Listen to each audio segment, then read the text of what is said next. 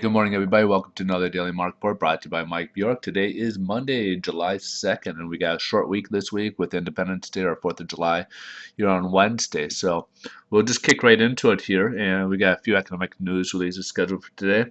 And we'll start with the PMI, which is the Purchasing Managers Index, part of the manufacturing numbers that come out, and this is for June. So back in May, we had a 52.9. So anything above 50 is really a expansion. Anything below that becomes a contraction. So we had 52.9 and basically came in at 52.5. So it kind of went the opposite direction. The PMI numbers came in. So obviously not a good direction. We kind of like to see that up as manufacturing's been kind of the lead for us with the GDP and everything. That's been kind of the rock, so to speak.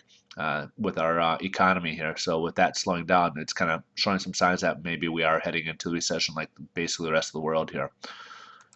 We'll start with the next item to note is the ISM, Institute for Supply Managers. This is also manufacturing numbers, and this is kind of a big number here to look at also for June. So back in May, we had a 53.9 or 53.5. We thought it would decrease a little bit down to 52.3, and we're showing contraction. So as you'll see a little bit later on, the market's not liking that very much. So that's a kind of a big number we're kind of looking at.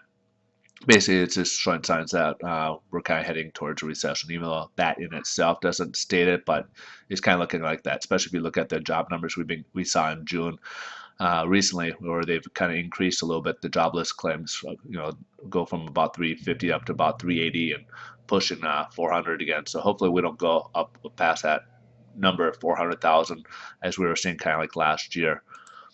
The last item here is the construction spending for May.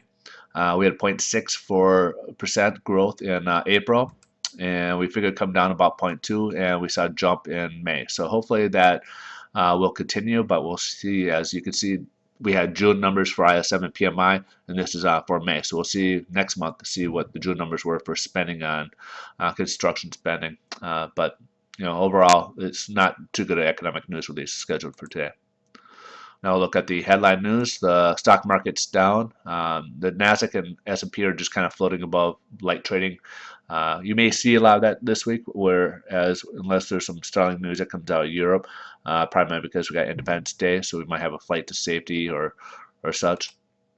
Other news that came out is China's PMI, as we mentioned, it's a manufacturing number, shows a reflects a softer export demand in China, and then Euro's unemployment basically are showing a breaking records right now. We're showing 11.1% jobless people, so that's obviously not very good. Those are extremely high numbers.